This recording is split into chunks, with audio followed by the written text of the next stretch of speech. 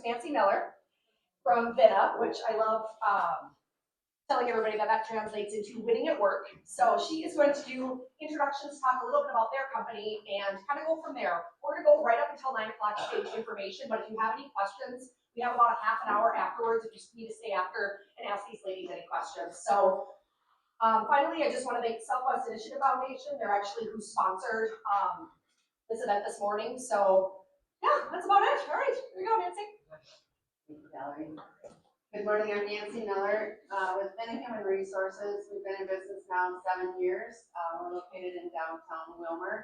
Our number one core value is education. So not only do we want to educate ourselves, we want to educate our communities. So thank you very much for having us here today, and thank you for coming. We will be here to answer all questions. Stacy and I kind of call it our dog and pony show. We were on the road yesterday in Coon Rapids. You might have seen on Channel 5 last night. The Minnesota Chamber of Commerce had put on a seminar about the laws, the new employment laws, and we were there learning more. And Stacy came home last night and even tweaked this presentation for you today. So it's hot off the press, everything that you want to know. On your table, we've got surveys. Please fill them out. We do offer a monthly newsletter that you can choose to subscribe to. If you subscribe to it and then later on decide you don't want it, that's fine. It's a quick 5-minute read, kind of what's happening in the world of HR, and we try to make it really relevant, but you can always unsubscribe if you change your mind later. So let us know what you feel. If there's anything else you'd like to learn in the HR world, we'll be glad to help. Or if you want to learn more about our services, you can certainly ask us, and Stacy's going to talk about that a little bit more too. So with that, I want to introduce Stacy Newhouse, and she does the heavy lifting around here. So here you go. All right. Thank you, Nancy. I don't know, do I need a microphone? Can you hear me okay in the back? Yes? Okay. All right. I just want to make sure. Thank you so much for coming today. We have got a lot of information to go through. Everyone's going to be coming to this with a little bit of a different level of education. We're looking at people who have 101 education. We're looking at people who have 201, and we're looking at some people that might have 301 level of education. It does not matter. We are here to help. So buckle your seat belts. We are going to be moving very quickly through all of this. There's lots of information to go through. I will ask that you hold your questions till the end because we have a lot to get through, and I think I might be able to answer some of the questions that you have as we move through. So, if you got those seat belts on nice and snug, let's go. Let's go, I said. All right. I guess not. Okay, we're going to do this. There we go. So Vinna Human Resources, as Nancy said, we've been around for quite a while, since 2018. We do have core values that we follow. Number one, again, education. That is not just education that we provide ourselves or our clients. It's what we also provide to the community. And you can see also giving back to our communities is on there as well. Information shared in today's session. Guess what? We are not attorneys. We are HR people. This is only meant to give you information that we know as the most current guidance today. We're just a funnel getting that information out. So it may affect you a little bit differently with your business. Areas of focus that we're looking at is, of course, labor law compliance. We look at benefit management, employee relations, and of course, now we're going to be introducing leave management. This is something we have always done at Vinna, but we're finding that the need is much greater now with Minnesota paid leave. So we have a already terrific basis of knowledge, but we're going to be adding more simply because of paid leave. All right, so this is some of our team. Carrie Texley and Bobby Jones is two of our team members. They are currently out at clients right now today, but they are out doing what we do best, which is HR consulting. Here's a statistic that shocks most people, non-compliance can cost an organization 300% more than it would have cost if you were just compliant in the first place. So kudos, again, as Valerie said, kudos to all of you for being here today to get that education that you need to make your business successful. Okay, so here we go. We're going to start with the agenda, and it does move quickly. Again, people are going to be coming at this from different levels of education. You may already know some of this stuff. Some of you may not know any of it, and that's okay. We're all in this together, and we're all going to be able to figure it out. So we're going to move on. So how did we even get here? What made Minnesota decide that we were going to do this, that Minnesota was going to be putting this into place? The United States is the only first world country without any guaranteed paid leave. The only first world. Only a small number of other countries, which are considered lower middle income, offer no guaranteed leave. What does that look like? That looks like that. That looks like that. Those little red countries that you see over there have no sick leave.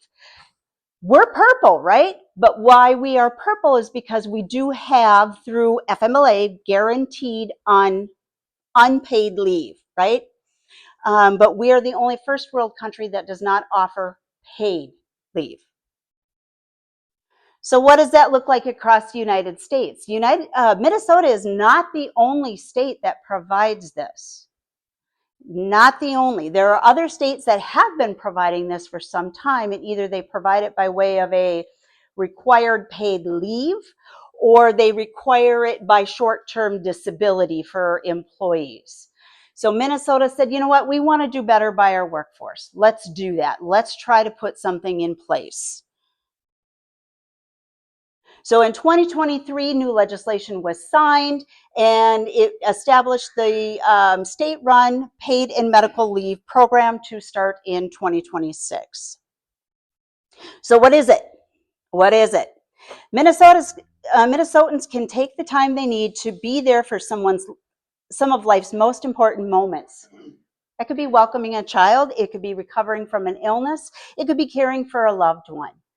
Minnesotans will no longer have to choose between financial stability and being able to care for their loved ones or for themselves. Okay?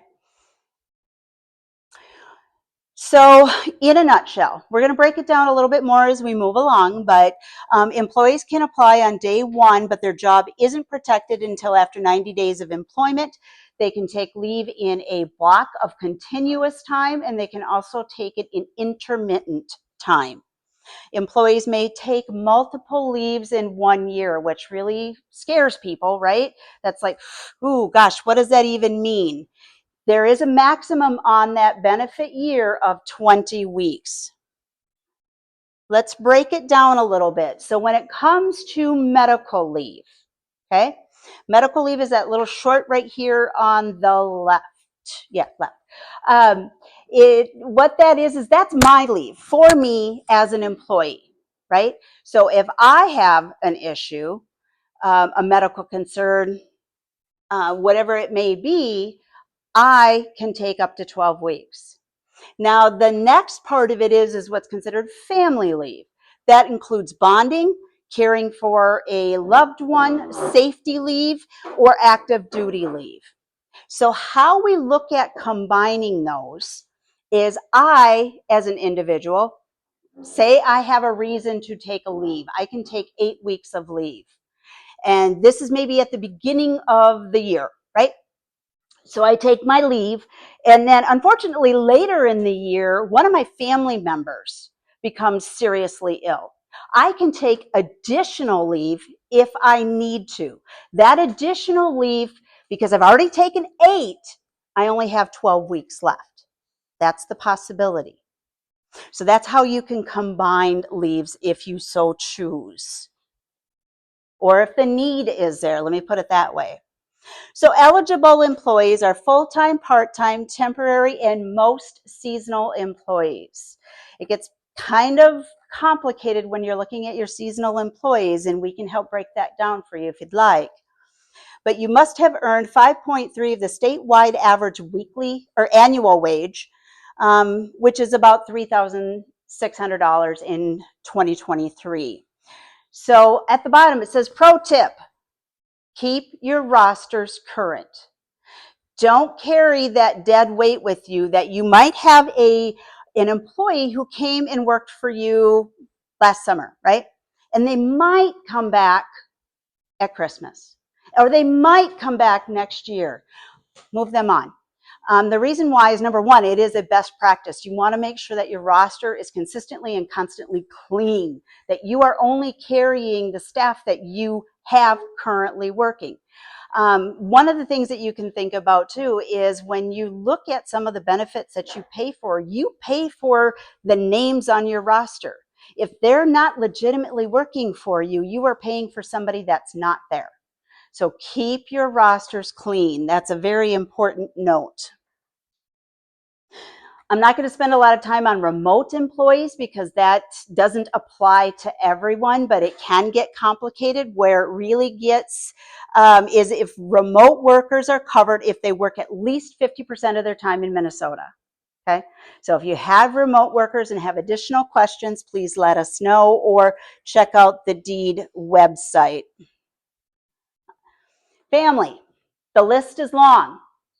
However, I want you to know that the family list for Minnesota paid leave is not the same list that you would find for ESST.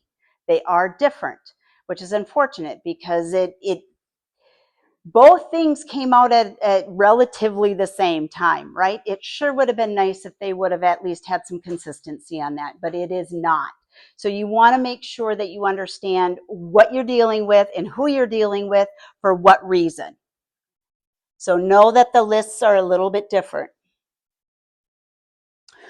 Okay, so we're getting right down there. Yesterday was, today then would be 70 days until the launch. 70 days. So we need to make sure we've got some things already in place.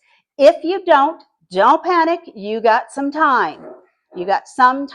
But there should be some things already in place that you have worked on. If you haven't, we're going to go through those quite quickly. But again, if you have questions, let us know. Time to decide. Are you going to go with the state plan or have you chosen an equivalent plan?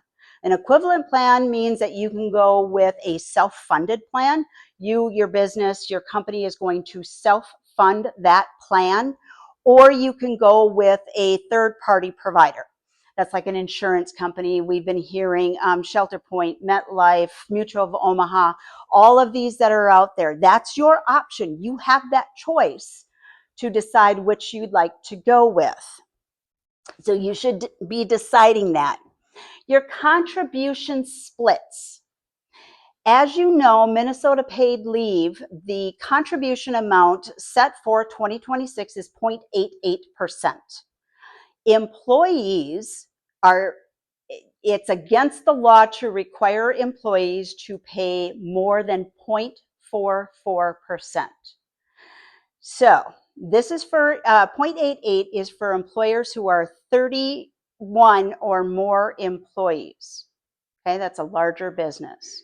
So if your employees cannot pay more than 0.44, then your requirement would be 0.44. Employers can make the choice to pay the premium or the contribution for the employee. That's a decision that you can make. There's some caveats with that, and we'll get into that a little bit later, but those are things that you can decide what to do. Now, if you are an employer with 30 or less employees, your contribution rate overall is 0.66. Your employees can still pay 0.44, whereas you as the employer then would only pay 0.22. I see people writing notes, so that's good. That's good. Minimum wage, how does that even affect this? How does that even affect this? Well, minimum wage will be going up in January to $11.41 per hour. right? Okay, well, then we're going to be taking these contributions. These are post-tax contributions. So what that means is once you take that contribution out of your employee's wage, boom, they are now under minimum wage. And that violates the wage and labor laws. So something to be thinking about if you're paying minimum wage. We did do the math on it. It isn't that much, it's 5 cents more, but it adds up. If that's all you have, and if your margins are tight, if it's 5 cents more per hour per all employees, it gets tight, right? But do keep that in mind. Do not let your employees go under minimum wage. Supplemental leaves. What even is that? We're going to spend some more time later on talking about supplemental leaves, but supplemental leaves is the opportunity for the employer to top off what the wage replacement could be for the employee. So again, we're going to spend a little more time on that if you're not familiar with supplemental leaves, but this is a decision that you need to be thinking about to have in place. These are all the decisions that are going to need to go into your policy, okay? And again, I did throw remote employees on there because you have to be able to determine if remote employees if your employees are remote by the definition and how that might affect your policy.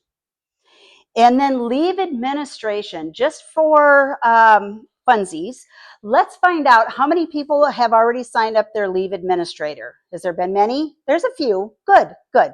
So leave administration, it's okay. Don't feel bad if you haven't.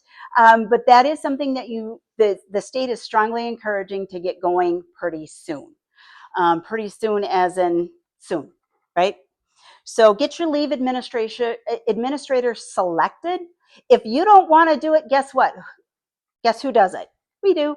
But that is something that they really want to get put in place. And really, your leave administrator is going to be the person who's going to oversee the program. So it's someone that has to have some in-depth knowledge. And again, we'll spend a little time on that a little later. Intermittent leave. Remember, we talked about it being in a continuous block of time, and we also talked about leave could be intermittently. A continuous block of times is, say I had a surgery and I need to be off for 6 weeks to recover. Perfect. Block of time, right? Intermittent is, okay, I've had that surgery and now I need to have therapies.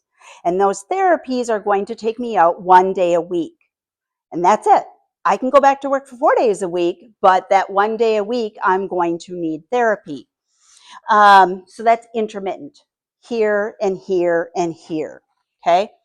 So what is your increment for your intermittent leave? Okay, so as an employer, you can decide if you want to have your increment leave be 15 minutes, it can be 1 hour, it can be 4 hours, it can be a day, but you get to decide that. The recommendation is that if you have your ESST policy set up correctly, and that you have identified your ESST minimum use, you know what, make your life easier, make your life and your employees' life easier by being consistent on both those. Match them up, okay? Intermittent leave number of hours. What does that even mean? I don't get that. Well, what it is that the Minnesota state requires minimum of 480 hours per year, right? So your 480 hours is 12 weeks, roughly, of intermittent. You as an employer can decide if you would like to go longer with your intermittent. You don't have to. You don't have to, but you could. Okay? That's your decision. Concurrent with other leaves. That's something else that you need to determine. Depending on the size of your business, there is a leave called FMLA, Family Medical Leave Act. That's a federal leave, right? You have the ability to determine if you want to run that leave concurrently meaning running it at the same time, or if you want to not run it concurrently. Here's the caution with not running it concurrently. So I'm going to go on Minnesota paid leave. I have my 12 weeks, and then I come back and, oh, hey, guess what? My employer is big enough to allow me to have FMLA leave, which is another 12 weeks. So now I'm gone for 24 weeks. Wouldn't it make sense, if you had the ability to do so, is to run them both at the same time? Okay, so FMLA is for employers who have 50 or more. There are other leaves from the state of Minnesota that apply to employers that have one or more employees. So that would be like the Minnesota parental leave. There would be other leaves that are available for that. So yeah, there's a number, but be thinking about how you want to run them, if you want to run them concurrently or if you don't. That is your choice. Again, you have a lot of decisions to make here. Okay, so what we're looking at for all these decisions is we're creating a policy, right? How does what you make for a policy for Minnesota paid leave affect all of these other policies that you may or may not have? Okay. What about call out and attendance procedures? Make sure you are taking a look at these policies to see if your Minnesota paid leave is affecting that. And then when it comes to Minnesota paid leave, and you do have an employee who is on intermittent leave, how do they let you know that they need intermittent leave? What does that procedure look like? And again, how does it affect other policies? There's a whole host of them. Your PTO policy, your ESST policy, your attendance policy. So then the last thing is, how do you even write this policy? It's a lot. It's a lot. But again, I don't say that to scare you. We are here to help, but it is a lot. Our own policy that we wrote, there was the 4 of us that worked together, is about, what, 4 or 5 pages? You know, because it's long, because we needed to make sure we addressed everything for our clients. And the way our policy is set up is that we're able to, for lack of a better way of saying it, from our level, is to be able to plug and play. So we would go to one of our clients, and they would say, we would ask the pertinent questions that we need to ask, and we would fill in the policy from there. But we know we have everything in there that we need to have in there to be compliant with the law. So we make sure our clients are taken care of. I did want to touch a little bit on the equivalent plans. There's a lot of information here. It's kind of small. Apologies for that. But there are some things that you need to know, that if you have decided you're going to go with a third party or a self-funded plan. Things that you need to be aware of that may not have come out in conversation when you had that with your provider. Terminated employees. So if your employee gets terminated, self-terminates, or they retire, right? If they retire, they must remain on your private plan until 26 weeks out, or until their next job. If you are paying your provider, your third-party provider, by names on your roster, this is where you have to keep in mind you're going to keep them for 26 weeks. Okay? So again, whichever comes first, 26 weeks or new employment. Potential added costs. So some third-party providers, some, not all, some do require you to take additional plans. I don't know if everyone has found that, or maybe they already had a plan and then they just transferred their plan to the new provider. It's just something to keep in mind. There are also annuity costs, deadlines, state fees, and yearly renewals. I believe there's a $250 state fee required to have that third-party plan. So, and most equivalent plans only handle the claims. They still don't do the administration. The administration is dealing with that state portal. Okay. So things to definitely keep in mind if you're If you've already selected one, that's okay. That's okay. But just things to keep in mind that you need to be aware of.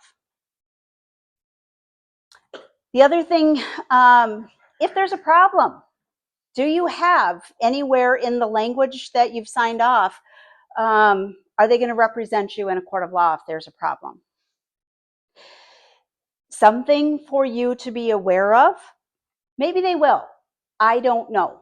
I don't know what you've made with arrangements with your third-party provider, but that is something you need to make sure that you find that out now, not later. Okay, so regarding third-party plans, the state is recommending that your third-party plan, it does need to be approved by the state. The state is recommending that that date, that end date, that it should be in by to be ready for the launch January 1 is you need to have that in by November 10th. Okay, so if you are going with that third party, they need to have that information into the state so the state can say yes. There is a whole list on the state website of providers that do offer that and that have already been approved to offer it, but that doesn't give you the approval to use it. You still have to ask for the approval. Okay, so November 10th, that's an important date if that's what you're using. December 1 is coming around the corner really fast, really fast. This is when you want to be able to have that policy in place. Get your information down, answer those questions, do the best that you can to get it out there, and ensure that they're compliant. December 1 is a lot sooner than we think. Okay, so we talked a little bit about other policies that might be affected regarding your policy, your paid leave policy. So ESST, paid time off, unpaid time off, some of you might have that. Short-term disability, long-term disability, call-out procedures. Don't forget your timekeeping system. Some timekeeping systems that you have, you may have the ability to identify the absences as Minnesota paid leave. That would be really, really helpful to you as you're trying to determine, are they there? Are they not? Are they getting paid by the state? Are they not? So check with that. I don't know what your timekeeping system is. It could be a matter of, paper and pen, and that's okay too. But make sure your staff understand the importance of that. And again, a little work in advance, and I know you've been working on it, but you really want to make sure that your launch is going to run smooth. Crafting a compliant and effective leave policy. Yep, that's exactly what it sounds like, because you're wizards here now and you're going to start crafting this thing. And I love creating policy about things I know nothing about. Isn't that fun? We love that. We love that. All right, so again, we're going to kind of repeat some of the questions that we've already, or some of the points that we already went through, but repetition is good. Repetition is good. There are some people that I think might have already heard Minnesota paid leave. You might have attended when the chamber did the state level and had the director of the department come out, Greg Norfleet, and that was in September? I can't remember when it was, but nonetheless, you might have been there. There were 250 people in that room. It was massive, right? It was huge, but yet to hear it again and again. Nancy and I have heard it a million times, whether we've been on webinars with the state, whether we've been on webinars with other attorneys, HR providers, even just having discussions amongst ourselves. We're always finding new little things where it's like, whoa, wait a minute, where did that come from? Yesterday we were, as Nancy mentioned, we were at the Minnesota State Chamber of Commerce, and there was a few things where it was like, oh, great, okay, write that down because I got to change that tomorrow. We just want to make sure that what you have for information is the latest and greatest. And yes, repetition is good. Keep hearing it, keep listening. There's lots of information, a lot of resources out there for you. So your key policy points when you're writing your Minnesota paid leave policy, you want to, again, make sure you have, you have to identify your plan. What are you using? Your administrator contact details. Who's your administrator? How does your employee know who to get in touch with? Emails, phone numbers, all of that. The eligibility dates and the job protection definition. The definition of the family. It must include the state's minimum eligibility. The definition of what medical and family leave is. How to apply. How to apply to the state. Because your employee is responsible to apply to the state. That's not your job. That's their job. You may have to assist them, but you also have to provide them the information. What kind of things do they want to know? Does the state want to know? They want to know your federal ID number. They want to make sure your FEIN number, they want to make sure they know that. Your employee needs to know that so they can data enter that within their application to the state. Continuous leave and intermittent leave definitions and the increments. We already talked about that. Bless you. Percentage amount of the employer and the employee contribution. Again, are you that small employer where you as the employer pay 0.22, or are you considered large employer where you pay 0.44? Supplemental leave, the definition, define the procedure and requesting the usage, but also keep in mind, if you offer supplemental leave, you are only offering it. You cannot require your employee to use supplemental leave. Okay? You can only offer it. That's a real sticking point. So you need to make sure you understand that. Benefit recovery policy. That seems to be something that's relatively new to some people, and we're going to spend just a hot minute talking about that a little bit later, more in detail about what is a benefit recovery policy.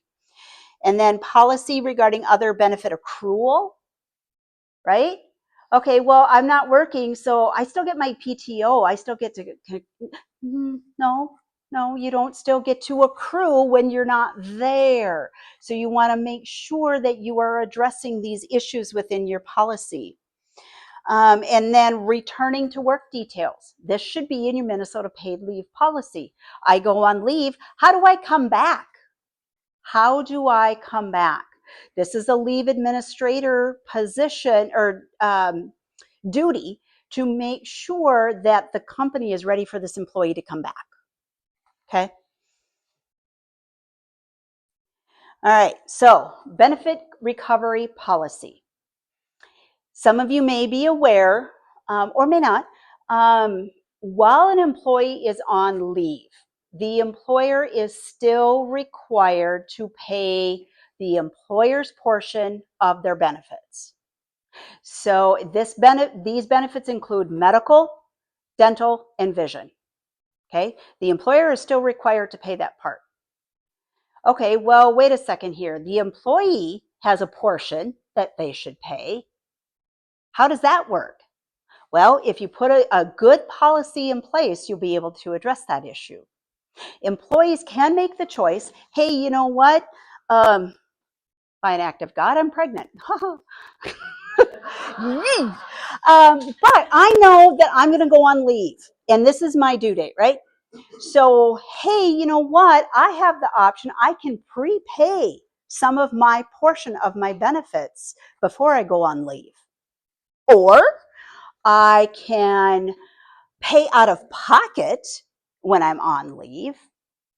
Or I can use my supplemental, and we'll spend time on that, but supplemental is the employer can allow me to use some of my PTO, and if I use some of my PTO, that can help pay for my portion of my benefits, okay? And then the last one is, you know what, I can't be without even a penny when I'm out on leave. That's how tight things are for me.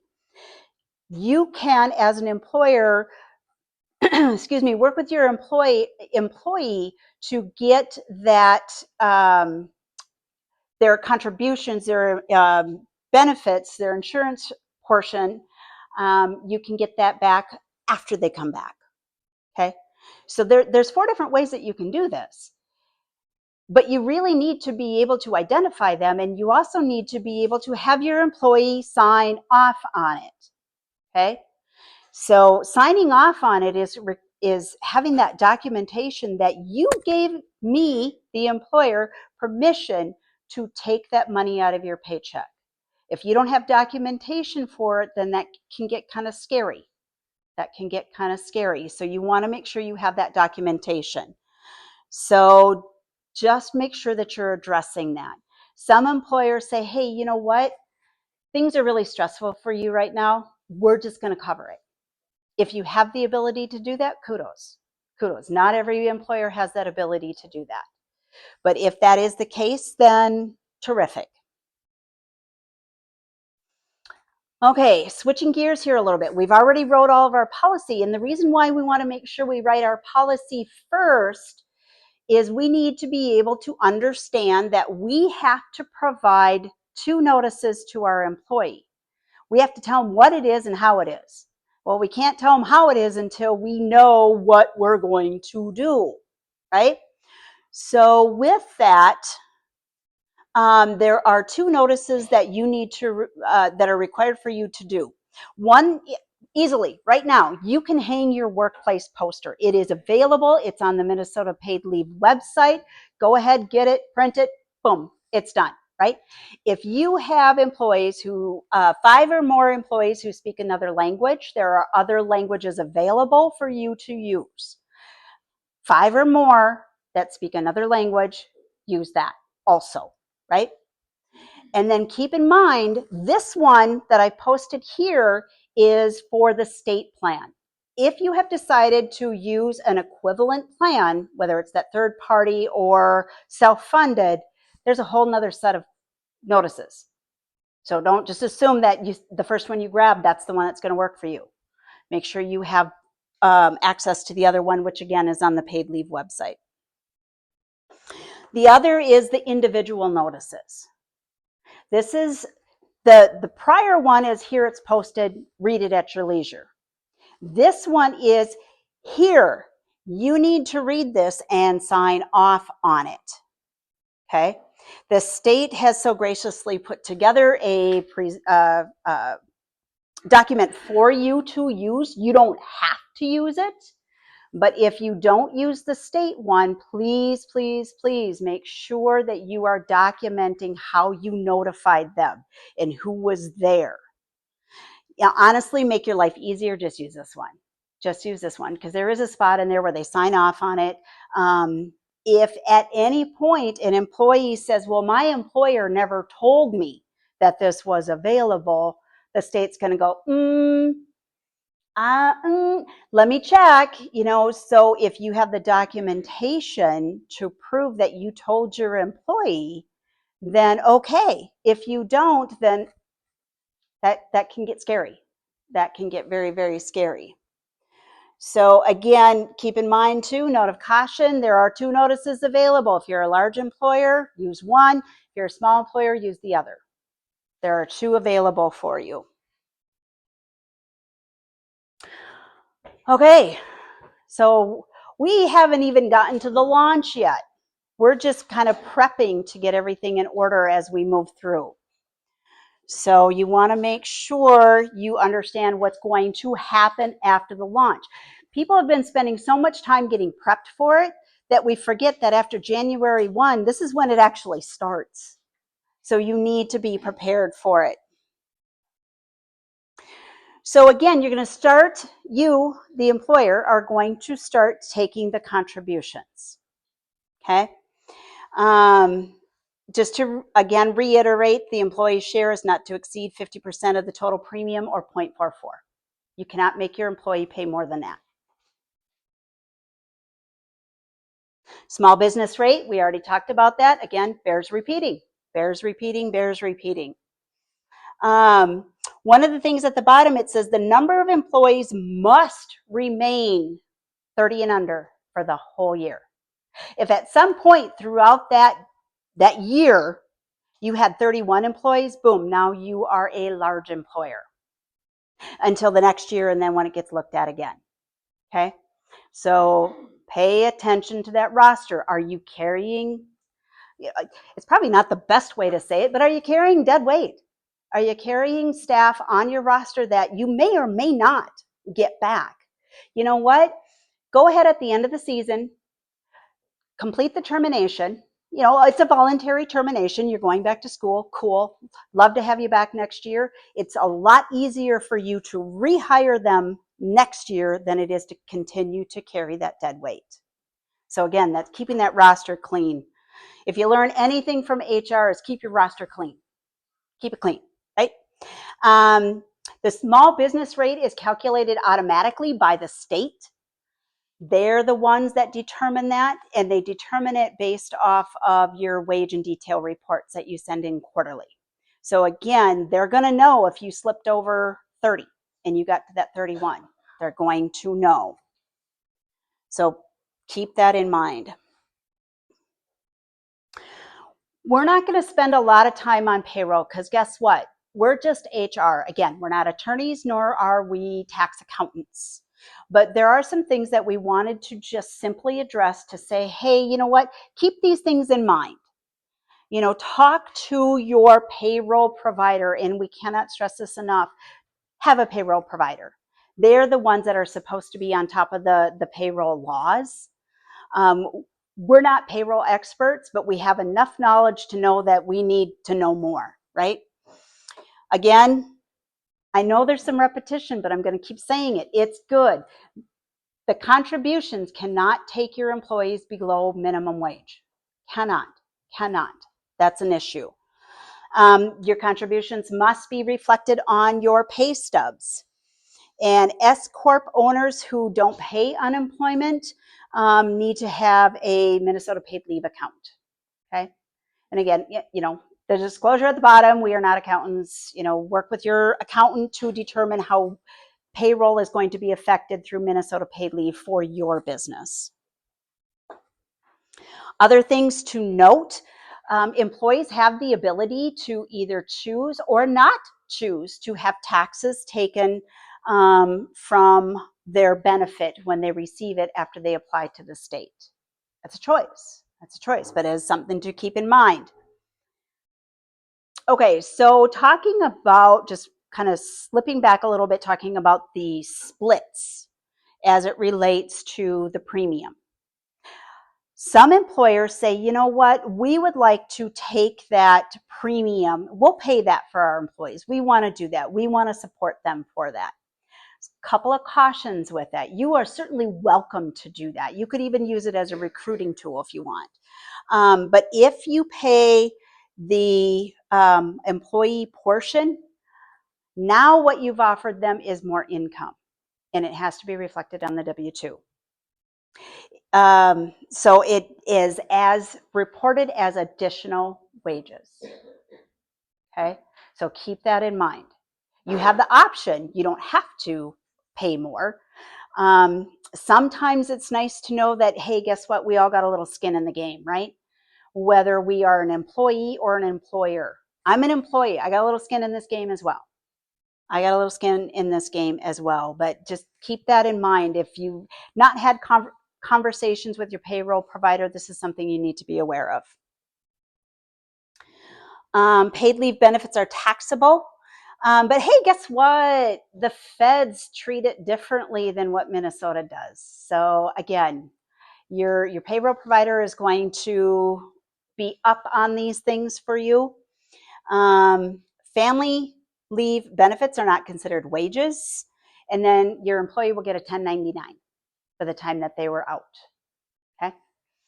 But hey, medical leave are treated in two different ways. And you know what? We're not going to get into those weeds, because that's, ooh, golly. So see the fact sheet on that. It's got some really good information, but again, your provider should be up on those bits of information. We did find out yesterday that the state will provide employers with information about taxable amounts on a frequent basis. That was the answer we had before. Yesterday, we found out it was going to be daily. daily. It's going to be updated daily. So, okay, that's good. That's good. So, other little things, just little miscellaneous things where it's like, well, it doesn't fit here, it doesn't fit there, I don't know where else to put it.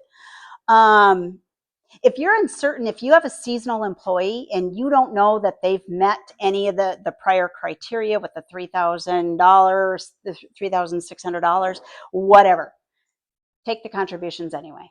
Take the contributions anyway. Also, when it comes to Minnesota paid leave, if your employee has any type of garnishment outside of child support, you're still responsible for making sure that goes through. Okay. Minnesota paid leave is only going to take child support. That's it. So if you've ever had an employee with that garnishment, keep that in mind. Okay, we're getting right down there. Running that program smoothly, because you're going to need to run it. You're going to need to run it. Employee retention after a leave of absence is significantly improved by clear and transparent supportive process that includes return to work programs, being flexible and consistent communication. And this is garnered basically from FMLA in the past or other types of leave. So this is not something that's new. This is something that's been in place for a very long time. Okay, so we get it. When an employee is taking leave, it's something big. It's not, oh my gosh, I got the flu. It's, oh my gosh, I got a horrible diagnosis. Or it's, hey, guess what? We're pregnant. You know, and we've been trying to get pregnant for a very long time. Isn't that awesome? But it's still stressful. It's still stressful. But how you and your management team treats your staff while they're before, during, and after their leave will make a huge difference. A huge difference. I cannot stress that enough. It is the top driver of poor leave experiences. They're already stressed. They're already stressed. So are you. So are you, because now you are without your employee. And if you think about when your employee needs leave, again, these are big things. We often hear from employers that, you know, we're really small. We're almost kind of like a family, right? So when your family comes to you and says, listen, I just went to the doctor. You know that pain I was having? It's not good. It's not good. So as an employer, you're going to be like, oh my gosh, what can I do to help you? I want to be there for you. That's what you want to do as an employer, right? So making sure before, during, and after that you are supporting that employee during that very, very stressful time. This is probably your natural inclination anyway. But when you have the systems in place to be able to support what you want to do for that person plus the rest of your team, what you do for this, you have to do for everyone else, right? You want to be consistent. So, note of caution. We talked about the notifications, right? You have to provide those 2 notifications by December 1st. All right, cool, right? We got this. You're going to provide the workplace notice and you're going to provide the individual notice. Any new hire that you get, you need to provide the notification as well, the individual notification, okay? So you want to make sure that you tell them, you by law are required to tell your employees that this is available. Not just today, not just this year. 6 months from now, 12 months from now, it's still your responsibility. You can't forget that this is available. Frontline supervisors and managers, this isn't just on you, the owner or the leave manager or whatever. It's your frontline supervisors. They may have heard it from you at the very beginning, but when it really comes down to it, do they come to you first or do they come to their direct supervisor? They're probably going to go to someone they work with much closer, which would be their direct supervisor. And how your direct supervisor responds can have an impact.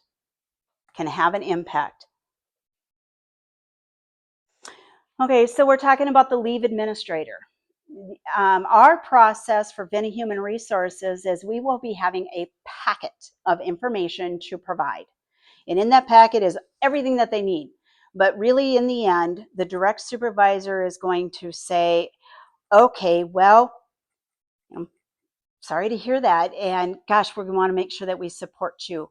And the best way that we can do that as an employer is we have engaged a service or we have our own systems in place. That's perfectly fine too, right? But a good leave administrator is going to prioritize that employee's well-being while they're gone. They're going to be that single point of contact. Single point. That's where it gets really tricky sometimes, because when you're a small business, it's like, well, this person does the payroll part of it and this person does kind of the HR part of it and kind of does the HR part of it. But, that sort of thing, you want to make sure that you're directing them to one person. And that one person needs to be very well educated. So again, train your direct supervisors first. Part of what our requirement for anyone that's going to be on leave administration with us is that we get the opportunity to train the direct supervisors. That we make that a requirement for any of our clients. No, we need to make sure that we are providing that education for your direct supervisors to protect you. Okay, so yeah, there's a lot of them, right? And it literally runs off the page. There are so many different types of leaves. It runs off the page. I did that on purpose. But those are a lot of different things that can affect a leave. So keep in mind, these are all the things that, wow, there's a lot of acronyms, isn't it? It's a lot. What do they all mean? So how will other unpaid leaves work with Minnesota paid leave? We talked briefly about FMLA, Family Medical Leave Act. That's the federal, that's for the 50 or more employees. And you know what? Again, have it run concurrently. Have it run concurrently. Minnesota Parental Leave Act.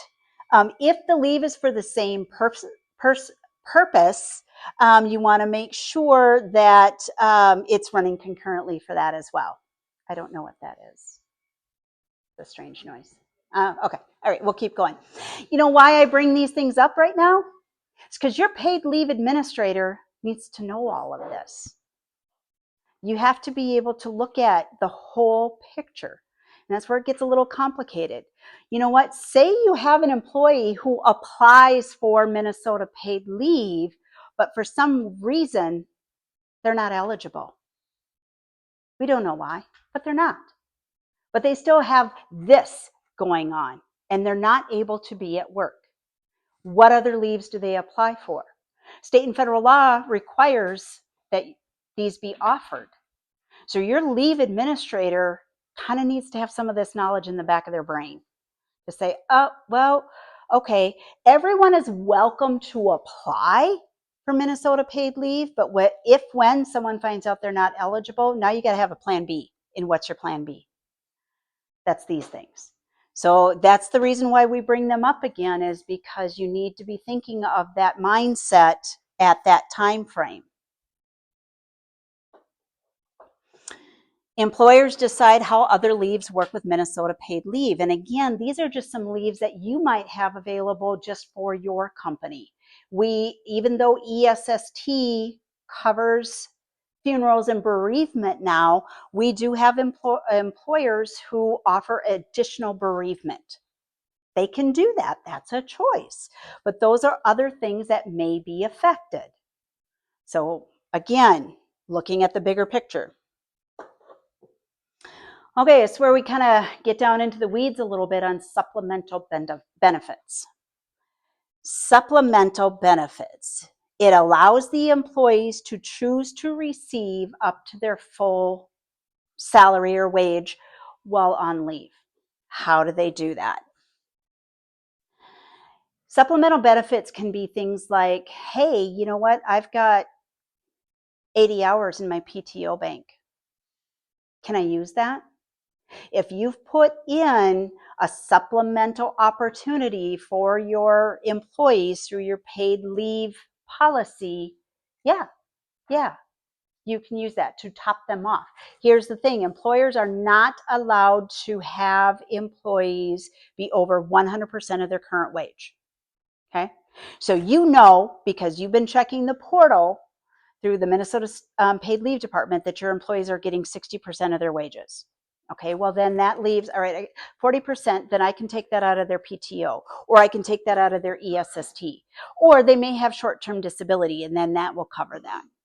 So you can offer that. You are not required to offer it. And again, bears repeating, your employees are not required to take it. You can offer it, but they don't have to take it. Okay, so that's the PTO, ESST. And then again, talking about maintaining that health insurance. There's a reason why you may want to consider that.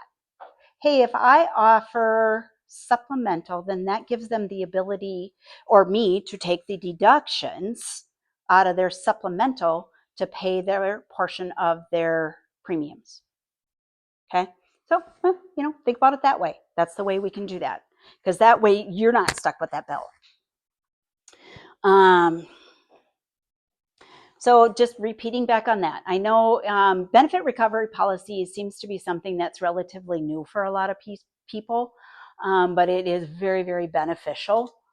I've utilized it more than once with some of my clients, and boy, they really love having that.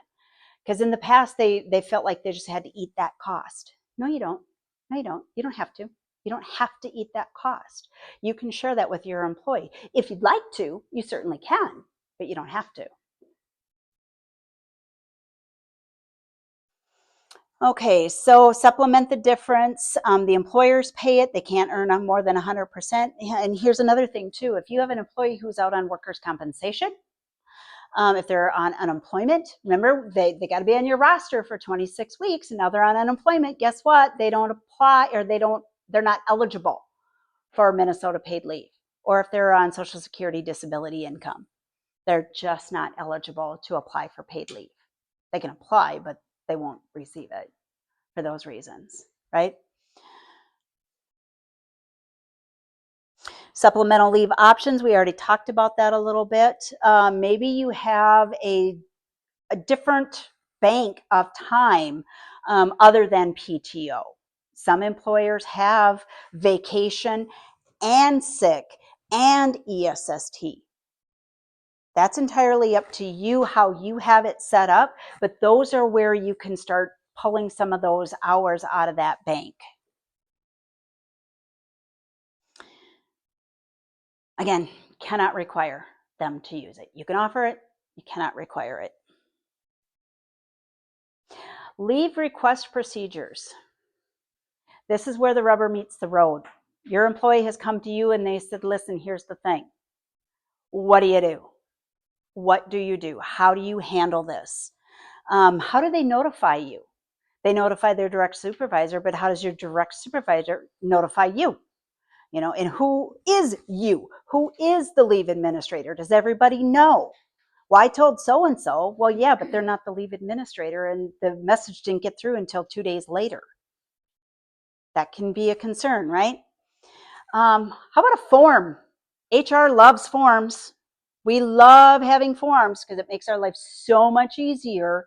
I literally need a t-shirt that says HR loves forms, because holy man, I love to create them. That's weird, I know, but I do. What if your employee is incapacitated and their family member calls a coworker? Because your employee talks about their coworker, Carrie, all the time, and they call Carrie, and Carrie's like, geez, I don't know what to do. Think about that. I've had those situations where an employee just didn't show up for work for a couple of days. What's going on? This is odd. Finally, I got to his emergency contact. Come to find out, the man was unconscious in the hospital in the cities. Oh, that explains it. All right, so then I had to work with his dad to try to figure out how to work through the leave process, because clearly the man's going to need some time off. But they're not worried about work. They're worried about their loved one. But if somebody, we're a small community, sometimes things get out. We need to be addressing these. How are you going to handle that? Think about that. The certification from your medical provider. It is the employee's responsibility to get the certification from the medical provider. How do they do that? Right now, the state is still working on their certification documents. Okay? So the documents are not ready yet. And it's going to be a document that your employee can take to the medical provider, and the medical provider needs to sign off on it. If you've ever had to wait for paperwork from a medical provider, you know that sometimes it takes a long time. But that's your employee's responsibility. That is not yours. I did ask that question early into this. We know that medical providers can take a long time to get that information back to you. And everything's already stressful. But yes, there is paperwork that's going to come from the state. It's not there yet. But what you can use, for those of us that are familiar with FMLA, you can use the FMLA paperwork to help you in the meantime. Okay? And there are 5 documents for FMLA. So, but they're very good documents. They're very good documents. Everything is detailed on there. But nonetheless, you can use those. So, but it is the employee's responsibility, but sometimes you have to kind of nudge the employee to make sure that the stuff is coming through. You cannot advocate for them with their medical provider. You cannot. Benefit recovery policy. I know I hammer at that, but holy man, that is so important. That's so important to your bottom line. Tracking the leave. Now they're gone. How are you tracking it, especially when it comes to that intermittent leave? How are you making notes about when they're gone? Remember, we talked about state minimum requirement for intermittent leave is 480 hours. If it's an hour here and an hour there and an hour here, it's going to be kind of hard to track, right? So you want to make sure you have good systems in place to be able to track that. And then when it's the continuous leave, we know they're going to be gone from February this to March this. We just know that. We just know that they're going to be gone. But oh, hey, guess what? I recovered quickly. I feel really good. The doctor said I can come back to work. Oh, okay, great. Now we have to adjust our time frame. So again, updating your timekeeping system will help you. One of our clients, a smaller client, for FMLA, they were able to create an absence called FMLA. And, can you do that? Because then I can identify what absences are actually protected under FMLA because it was intermittent versus what absences were not protected. The difference would be, I have a therapy based off of my appointment for my reason for being on an FMLA. An absence that not included under FMLA is, my car broke down or I have a flat tire. That's not included under FMLA. It's not protected. So if you're able to identify which absences are being used at the time, it's going to make your job a lot easier. A lot easier. Helping those employees come back. You've missed them. Everybody has missed them. We're glad to have them back. Glad to have them back and that they're feeling good and that life is better now. Life is better. And, again, it's, hey, how is the baby? I know you're probably, wanting to be home with the baby, but now you're back, those kinds of things. So ongoing support and monitoring. So your employee has come back. So ongoing support with that is the leave administrator needs to let the floor staff know that this person's coming back. There's been times where people have come back from leaves and it's like, oh, geez, we didn't even know you were coming back today. We're not ready for you.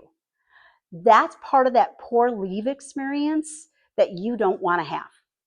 You want to make sure that you are communicating when they are returning. The anticipated date could have been that 6 weeks out, but hey, again, I recovered faster. I'm back to work at 5 weeks. geez, we thought you were coming back next week. You know, that's real welcoming. Yay, they missed me really bad. Plus, also, you want to get that return to work notice. What does that even mean? Well, if you reflect back on your FMLA paperwork, there is a fitness for duty, it's called, from the feds.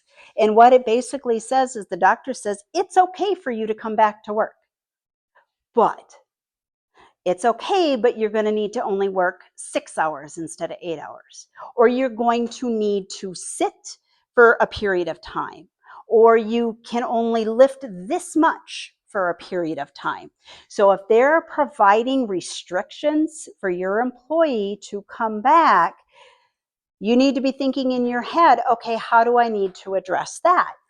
Addressing restrictions upon a return of a leave is a matter of saying, writing a letter, use a form, write the letter saying, we received your doctor's notice, and your doctor's notice says this.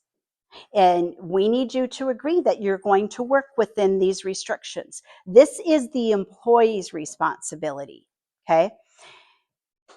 We can get into all kinds of issues when it comes to disclosing medical information to people who shouldn't know that, right? So if my employee tells me they can only lift 50 pounds, okay, well, I'm going to have to look at the job description, you know, and then do all kinds of things. But it is the employee's responsibility to remain within those restrictions. If someone asks them, hey, lift this thing that's 75 pounds, and they know their restrictions is only 50, they shouldn't be lifting the 75, right? They should not be lifting that. So we need to make sure that they know that they are responsible for working within their restrictions. So that's where you want to make sure that that's documented. You have that documented. And then also the clearance to return to full duty. I'm 100%, I can go back to 100% of my duties. If you've gotten restrictions, now you want to have the clearance for full duty. Okay, well, all right. Now we're going to get into something totally different. They have come back from work. They have some restrictions. The restrictions turn into a permanent disability, and that's possible. So how do you handle then the Americans with Disability Act? How do you provide a reasonable accommodation to that individual? We've had to do that before for employees. They went out on FMLA, and then she was on intermittent FMLA, and then she returned and she needed reasonable accommodation. Cool, we can do that. You know, and those are some of the things that you need to be thinking about as it applies to you and your business. So, and I'm not saying all these things because, you know, I'm getting some eyeballs that are going, oh, you know, they're all spinning. Everybody is spinning out there, but there are resources that are out there to help you with all of this. You know, of course, us, right? Yes, but there's also other resources that are out there available. There's the Minnesota Paid Leave website. If you do work with people with disabilities, you want to be familiar with the JAN. What's JAN? Job something network. It's called JAN. Job something network. Accommodation. Job accommodation network. That's what it is. If you ever have to provide accommodations, look up the Job Accommodation Network online. Terrific resource, very terrific resource. You are not alone out there. There are resources available for you. You know, leave administration by us. Yeah, we do this. This is what we do. We're weird like that. We like HR. We like to do this stuff. We enjoy this stuff. So these are the things that we're kind of talking about when it comes to leave administration. Organizational compliance. We want to make sure that you are have good policies in place. We want to monitor and manage your state portal. We will have multiple state portals that we will be managing, multiples. But we got this. We got this. Employee communication before, during, and after the leave, we take care of it. You know what? We're even to the point that if you want to send flowers, we'll take care of that for you. Just let us know. We'll take care of it. That's nice because sometimes it's like, well, I thought you were going to do it. No, I thought you were going to do it. Who's going to do it? I don't know. You know, it always falls to one person and they're like, well, I have a million other things to do. Hey, we can do that. Arrange and monitor the payments, you know, for the benefits. Track those leaves, being on top of the key deadlines, making sure that we understand what's going on. We're monitoring things, communicating to payroll, leadership and communication before, during, and after leave. Why don't you do what you do best? And wouldn't you like to do what you do best, which is run your business? Let us handle everything else. Let us handle everything else. One-page resource page that we can offer you if you want to sign your evaluation. We're getting right down there, but on your evaluation, you do not have to give us anything else other than if you want the resource page, just put that on there. If you want to sign up for the newsletter, you can do that as well. We can get that out for you. There's all kinds of ways to get in touch with us over at Vinna Human Resources. We may be based out of Wilmer, but I live in Litchfield. We do have clients in Hutchinson already, so it's not a stretch for us to come this far. You might be a little overwhelmed, but don't be. Don't be. You know, what we provide at Vinna is we do provide 1 hour of free consultation, you know, just to what keeps you up at night? What scares you? How can we help? What do you need to know? Do you have just a simple question to ask? We do offer that 1 hour free consultation. Just give us a call. It could be me, it could be Nancy, it could be Carrie, it could be Bobby. But we're a team. We work very closely together. We have a lot of laughs and we have a lot of debates because not everything is straightforward.